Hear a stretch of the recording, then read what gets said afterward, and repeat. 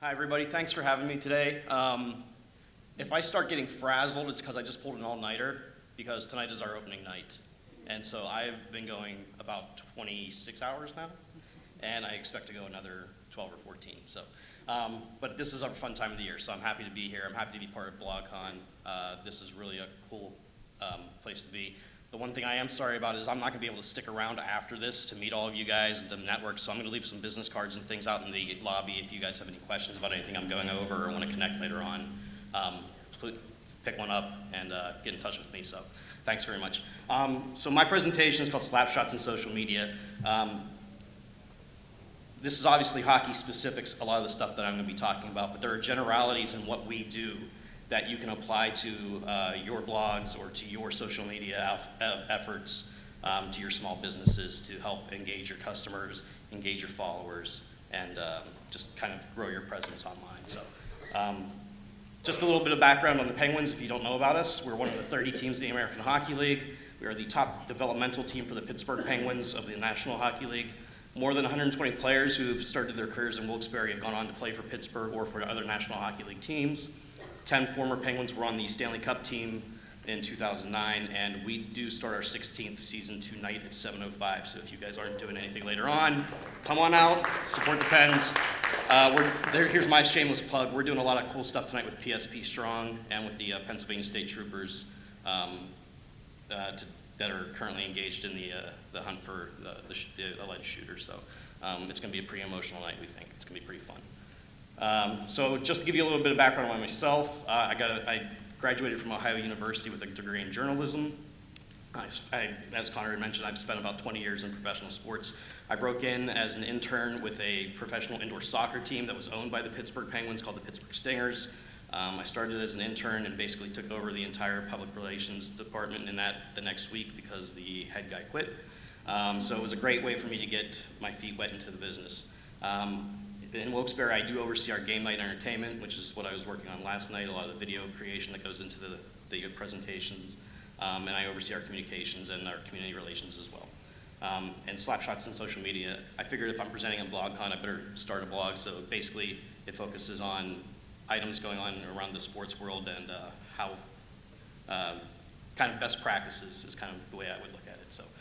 The players that we have in our office when it comes to social media. Myself, so I handle all updates that are concerned with our marketing and sponsorship, live game updates, general engagement with fans, and I help out with customer service a bit. Mike OBrien, who's our broadcaster, has his own Twitter handle, and he also handles any press releases that go onto our social media outlets or our website. We have 3 members of our ticketing staff who have access to all of our social media outlets to answer questions from fans. And then we also have 1 or 2 interns who help out on game nights doing live updates, photo galleries, and things along those lines. The reason what do we use social media for? Spread our messages, obviously. That has anything from game tickets, player news, transactions, merchandise. We also use it just as a general engagement with our fans, a way to keep them interested in the Penguins. So we do a lot of in-game activities, and I'll talk a little bit about that later on. Online contests and just general fun posts. We also use it to support our sponsors. We do have we do monetize our social media outlets a little bit. We've started to do it a little bit more this year. And something we're continuing to grow on and coordinating with our league. And we also use it as a data gathering tool so that we can find out who's interested in us and reach back out to them. I'm just going to warn you, I have a ton of slides, so I'm going to zip through these, but I'm sure you'll have access to them later on. The equipment that we use, our major pieces of equipment are obviously our website, wbspenguins.com, our Facebook page, our Twitter account, our Instagram account, and our YouTube page. Those are the ones that I focus the most on because those are the ones that our fans focus the most on. However, we do also have presence on all these other outlets as well, everything that you would expect. We do have an app. I don't like it. So we're looking at redoing it and kind of coming up with a new version if anybody out there locally might be interested in working with us. Grab my information later. And then 3 other things that I work with, the 3 other tools that I use heavily, Hootsuite It's a huge time saver for me, and I'll talk a little bit about that in a little bit here. We use the Creative Suite, obviously, for the creation of all of our online media, and Google Drive, which I've just discovered probably within the last 6 or 8 months, and I love it. I'm using it for everything from data gathering to helping to get my presentation to Michelle, and everything in between. So our game plan, what is the Penguins game plan? So the way that I kind of break things down is we have 2 seasons is how I kind of look at it. We have the off season and the in season. So the game plan is this is particularly talking about scheduled posts and planned posts. So these are things that can run throughout both the off season and the regular season when we're actually playing games. And it's important to keep people engaged during that off season, because if I stop posting things, fans are just going to drop off. So it's important for us to keep people engaged even during the summer. So a little bit of what I'm going to talk about here is how we do that. One of the first things we do, every Tuesday we do a contest called Trivia Tuesday. It is hosted on our website. It is a Google Docs form, so you can answer the question and submit your information. We use it as data gathering, and then we also link back to it from our Facebook and through our Twitter accounts.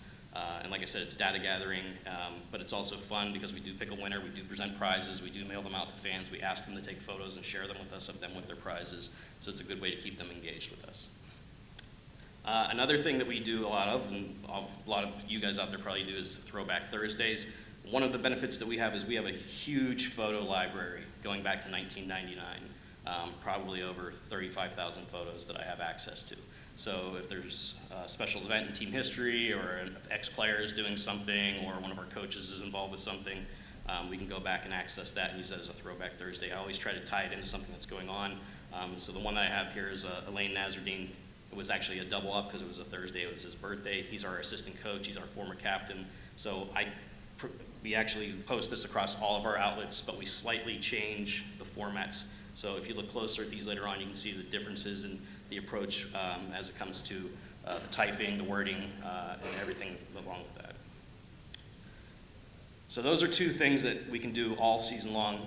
We have planned and scheduled posts for special events. So right here, one of the things that we do a lot of is getting our players out into the community so fans and general people get to know them.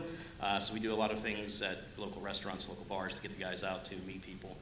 So all of our pit stop appearances are posted online as events on our Facebook page. They're hosted on our website. We do send out tweets and posts in advance of all of these, and then we also follow it up with photos from the events, so the people that go there have a reason to come back and check it out and see all the good time that they had there, and the people that weren't there can see what they're missing. Other special events, everything from community relations things. We're involved with a charity event called Beads of Courage, which is a really cool event for youngsters that have cancer. The beads show them their whole journey. Each bead has a different meaning, and some of these kids have beads that are strings of beads that are 8 to 10 feet long. It's something we started working with 2 years ago. And so we always make sure that we're taking photos of all these events, posting them online so fans can see what our players are involved with. And then it's also things like equipment sales or things going on in our team store, or if we're having other special events at the ice rink at Cole Street, which is where our offices are located. Planned and scheduled posts, this kind of goes back to the beginning when we were talking about Throwback Thursday. I have a database of every player that has ever played from us and when his birthday is. So I can sit there and schedule these out in advance. I actually do this at the beginning of the month, every month. Sit down and take a couple hours out, find every birthday that month, find a photo of that guy, do a little blurb on him, and we post that onto our Twitter, onto our Facebook, and then we'll copy it over onto our Instagram later on as well. But this kind of ties into Hootsuite and what I was, as a time-saving tool. The ability to schedule things both on Facebook, right through your Facebook page, and through Hootsuite is a huge time saver for someone like me who's involved with a bunch of different aspects of our team. I can take an hour or 2 out and have 2 or 3 weeks done. So if that's not something that you guys are doing, or if it's something that you think you could work into your business or to your process, I would highly, highly encourage it. It's a huge time saver for me. More planned posts. We have a database of big events that have happened in our team's history. So you can see, especially when we come to the playoffs, we really focus on this stuff because we have some huge events that have happened in our playoff runs. So the first one, you can see where it says Ross Lupus Chuck fed Boyd Kane a hamburger. That's actually a reference to a big fight that was going on in our crazy announcer, Tom Grace, who was our announcer at the time, one of his off-the-wall goal call, or off-the-wall fight calls. So like all of our fans know this call by heart, so whenever you put that up there, they know exactly what you're talking about. So that links back to a video of the big fight that's going on, as well as the playoff memories videos and some of the other Facebook video over there too. That was kind of a, that was from the 2008 playoffs, I believe, when we went to the finals. Planned and scheduled post, top 10 countdown. We did a top 10 countdown of all the goals from last year. We had our fans vote on it through Facebook and through Google Docs. So again, data collection. And then we rolled it out one goal per week. So we have all the video that we were able to access for this through our archives. And it's a great way to keep fans coming back week after week. We also promoted, hey, don't forget tomorrow is the next goal in our top 10 countdown from the year. And then are kind of off-the-wall kind of things that if you just look at your calendar, things that you can tie into your business or to your what's going on in your world. The first one, obviously, we had a Friday the 13th coming up, so we took a goalie mask, slapped our logo on it, threw it up there, and it kind of ties into that whole Friday the 13th Jason vibe. Mother's Day.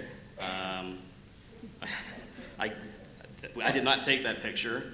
I Googled hockey mom, and that's what came up. So I stole it, or borrowed it, and it got a huge reaction. And then the third one is Alice Cooper, who was playing at the Kirby Center last year. We have a really good relationship with Will Beekman at the Kirby Center. He's a good friend of ours, used to work with us. And Alice Cooper, on his rider, he requests a sports jersey from every team that he goes to, or every city that he goes to, so we were happy to provide that and get a little playback with a photo or two from him. So I knew that was coming up. I was able to prepare for that and put it into my calendar. So putting together a calendar for what's going on in your world too is a huge time saver. If you can sit there, you see an event like this coming up, you can have all your stuff prepared and ready to go instead of going on the fly. Now, having said that, there's a lot of stuff that you have to do on the fly as well, especially in the sports world. So these are anytime and organic posts is what I call them. They're kind of things that just pop up. So that's everything from AHL News. Every year the league comes out. We have teams that move around every year. So they redo their alignment. So we covered that through all of our outlets here. Player movement is a huge one for us. This happened already 3 times this week for me. Players get called up to Pittsburgh or sent down to us or sent down to Wheeling, which is the minor league team for us. And they kind of happen spur of the moment sometimes. We don't find out until they're actually happening. So we have to be on the ball to do this. So this is a coordination between myself and Mike O'Brien on our communications department. He puts together the press release, posts it onto our website, and then I am, either he or I are just linking it back to our Twitter page or to our Facebook page. Similar, we have player news and awards.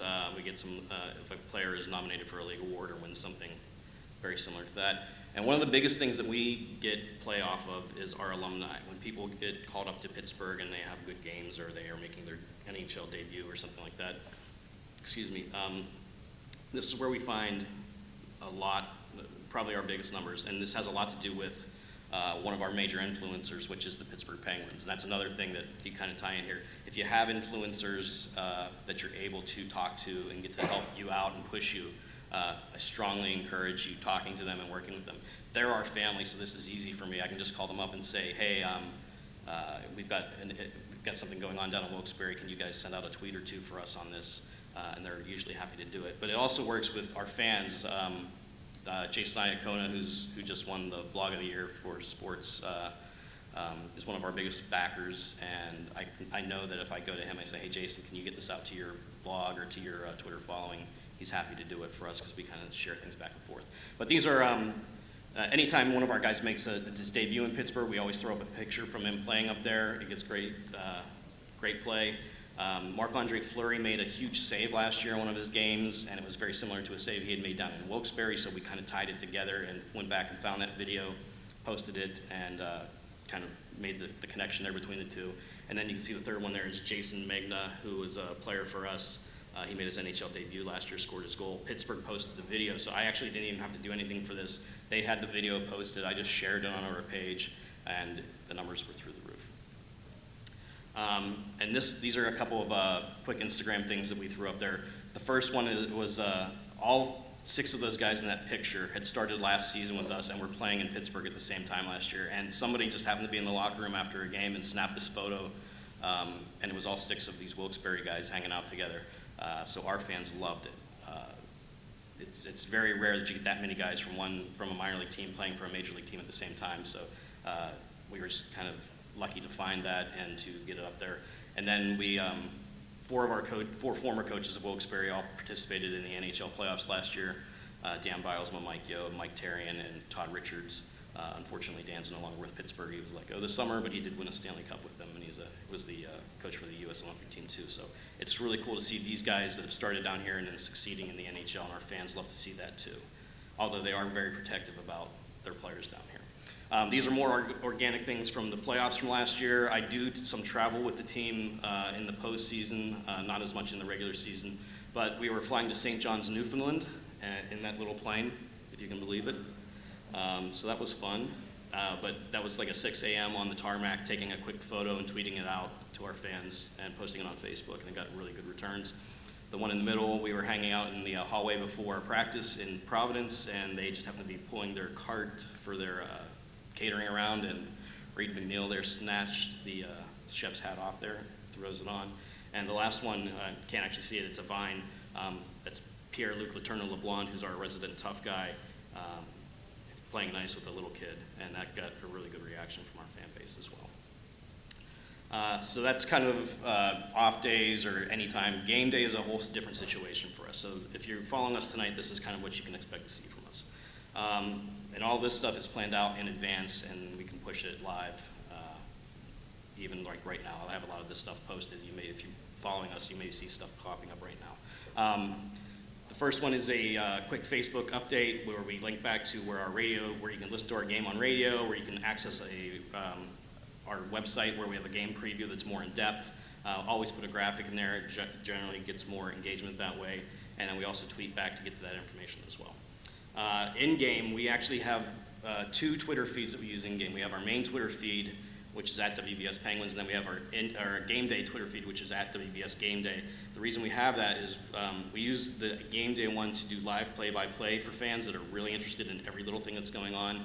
We started off doing that on the main feed, and we saw our followers dropping off, dumping us. So we made a quick U-turn, built a secondary Twitter feed so that people that wanted more information could follow that one, and we encourage people on the regular Twitter feed to actually do that. If you want more information, make sure you follow this one. On the regular one, we'll do quick updates between periods and at the end of the game. In-game updates on Facebook, we do quick ones at the end of periods. We don't do a running gameplay in there. Same thing, we saw people dropping off. So it's good to kind of pay attention to what you're doing and how it's affecting your fans or your followers, and to then readjust. We also throw up live photo galleries during the game, and we update those again at the end of the game, and those get great following from us too. At the same time, we're doing Pinterest with that, so we do a different gallery for Pinterest from every game. So those are going up right in the game, and then we link back to them as they're uploading so fans can check them out. If they're not there, they can see what's going on at the game. In-game interaction, this is kind of fun stuff that we do actually right in the arena. We do a program called Grotto Pizza Tweet Your Seat, so we ask fans to tweet their seat location to us at WBS Penguins. We go through, we select one winner, and Tux, the mascot, goes and visits them at their seat location, delivers a coupon for a free pizza to Grotto Pizza. So again, this is a way that we're monetizing our social media, but we're also engaging our fans, encouraging them to follow us, and making sure that they have a good time at the game as well, and rewarding them with further following. We also do a Tweet Your Song. Again, it's a sponsored element, so we monetize this. We encourage fans to tweet their favorite song to us during the game. We pick out one winner, we play their song, and we put their name and their Twitter handles on the video board so all their friends can see it. It gets tweeted out, and it's another way to keep our fans coming back. And we actually ask our fans to take photos at the game, upload them to our app. This is the one thing I do like our app for, is they can upload their photos, and then we can post them as photo galleries, or we can actually put them right onto our video board as well. So that's everything that's going on in the game. Post-game is when we get even busier. So we're doing updates at the end of the game across all of our outlets again. So we do a quick photo at the end of the game with a graphic at the bottom. The Penguins won tonight, 6-1. That's right on our Facebook page. We use that same graphic onto our Instagram, just change the message a little bit. and we do quick updates on our regular Twitter feed to make sure that fans know what's going on there as well. We then do a larger game story, and included in the game story are graphics as well as post-game video. I handle all the cutting up of post-game video there, along with Juliet, who is Juliet here today? There she is. There's my intern. It's her first game. It's her first big game tonight, so she's ready to roll. We always include this video into our post-game recaps, and we tweet it out, we post it onto our Facebook page, we put it onto our YouTube account. Video, generally, it's strange. Everyone says video gets you the best engagement and best following. I actually find that stills get us the best following. I think it's probably because our videos are a little longer form. It's for the really engaged or the really interested fan, because these videos are generally 2, 3, 4 minutes long, and I don't think people, you can see actually if you follow on YouTube where they're dropping off halfway through the videos sometimes. So still photos generally get us the best engagement for things like this, probably because it's easiest too. But again, we have monetized our post-game video highlights. We had Montage Mountain on as a sponsor last year, so it's another way to kind of tie your sponsors back into what's going on with you at your games. These were kind of quick things that we had to pay attention to, and these were 2 of the biggest things we have ever done. The video on the left is a video of a player we had last year named Brian Gibbons. He scores this goal. I don't have it on here, but if you want to, you can go on YouTube and just type in Brian Gibbons. It's the first thing that pops up now. He goes by himself, takes the face-off, goes through 5 guys, scores a goal. It made SportsCenter's top 10. It was the #1 thing in Canada the next week when we were up there to play the St. John's Ice Caps. We kept seeing it everywhere we went up there, so it was really cool to see that. But the key thing here is that if you're doing something, if you have an event going on, you need to be paying attention to what's going on and get that information out to people. This goal could have happened and I could have not cut up the video and it would just sit there and nobody would ever know about it.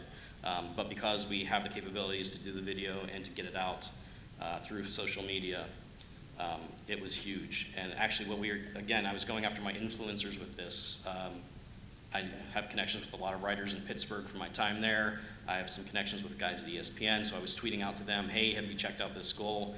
They tweeted it out to their followers, and this video had a reach of over 1.5 million for that week. So it was really the biggest thing we've ever done. The next one is just a still photo of a great celebration after we scored a game-winning goal to extend our series against the Ice Caps. It's Zach Sill, who's now with Pittsburgh, with this epic celebration. And again, that was a really emotional moment for our fans, really got us going, and really the returns we got just on that little photo by having that access to that after the games was incredible. So just to go through the results of kind of what we do so far. Our Facebook numbers, I take our season I kind of do things from July 1st to June 30th because that's kind of our season. July 1st is when players are starting to be signed. June 30th is kind of generally the end of the hockey season. So for last year, July 1st to June 30th, we had our Facebook post reach was over 7 million. Our Facebook total reach was over 10 million. And again, a lot of that came in the playoffs, and that's generally what we find. That's when fans are most interested in us. Tonight, they'll be most interested in us. They'll drop off a little bit. They'll start to come back after the first year. Then playoffs, they really take off. We had 28,000 new followers last year, which I don't even know how that happened.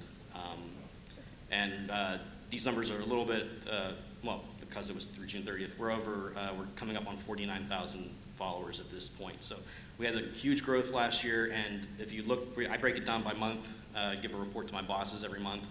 Our new followers from July through probably February were about 1,000 a month. Once we got into March, it was like 5,000 a month, and it got even higher in the playoffs. So you can see those peak times whenever you have something going on in your business or what you're doing is the time to reach out to fans and really keep them engaged. So our growth was over 143% last year on Facebook, which I don't know how that happened, but I'm happy it did. Our Twitter, we sent out 2,626 tweets in that time on our main Twitter page. That got 12 million impressions and 211,000 engagements. We had over 6,500 new followers last year. So we grew about 34% in Twitter last year, which I thought was very good as well.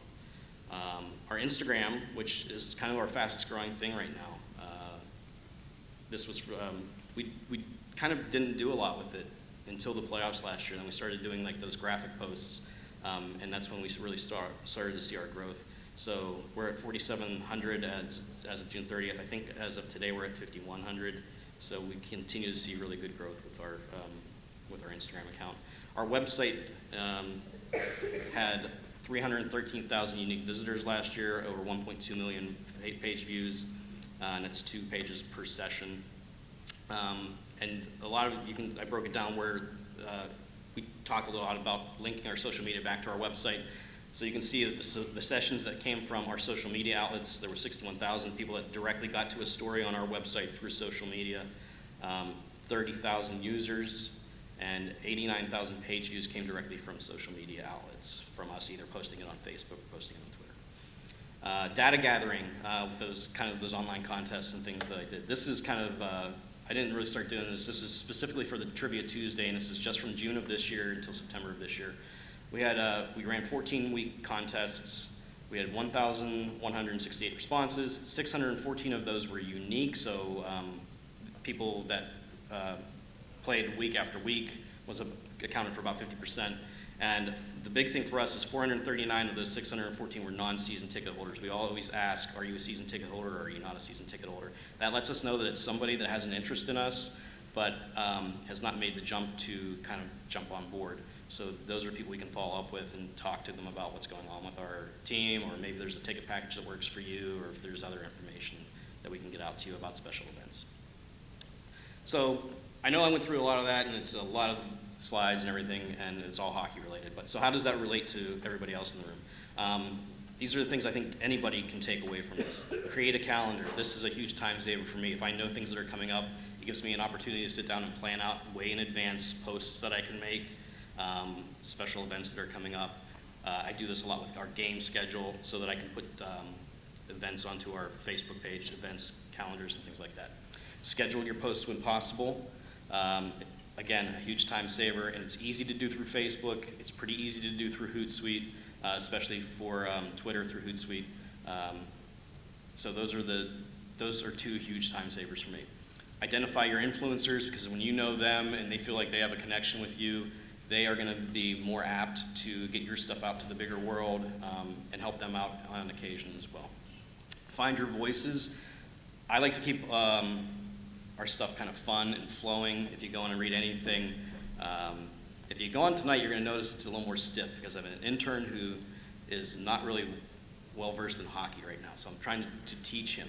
But I have a totally different voice, and I like to keep it kind of cool and fun and laid back. So, and that kind of all depends on who your audience is and what you're doing with your blog or with your social media outlets. Find out where your customers are. Are they local? Are they national? Who are you reaching out to? We have both. We have a lot of local people, but we also have a lot of fans in Pittsburgh because of the Pittsburgh Penguins, so we can get different content out to them and get them engaged in different ways. Get them to your website. We talked about linking back there. Ask and answer questions. This is a really important thing, especially when it comes to customer service. Don't let a question sit on your Facebook page for 3 or 4 days. Our fans get really upset with that. So I try to get back. My general rule of thumb is within 24 hours. And like I said, we have a couple of different people that can handle those kind of questions online. We have our ticketing staff that is able to handle those as well. Use your resources. So I have a huge video library, a huge photo library. I use those every day. So if you have access to things like that can help out in your job or in your blog, absolutely. Timing is almost everything. Being alert whenever those big events happen, like that goal from Brian Gibbons or the goal from Zach Sill, and being able to get that information out in a timely manner is important. If you let that goal sit there for 24 or 36 hours, it's gone by then, so get it out right away if you can. And keep experimenting. There's things that I'm doing now that last year I was doing something totally different. I saw the results with people either dropping off of our feeds, so we made a U-turn on the game day tweets and came up with a secondary outlet. So, it's a growing world. It's a growing process. So don't get kind of set in your ways. Be able to be flexible. And then the last, and I think the most important thing is to have fun, because I love doing this. I love sitting there and trying to talk to our fans and getting the word out about what we're doing and who we are. And I think if we're having fun, our fans are having fun, our followers are having fun and coming back to us. So I think that's really the most important thing. So thank you guys for listening to me ramble today. I'll see you at the game tonight, hopefully. And that's it. Thanks a lot.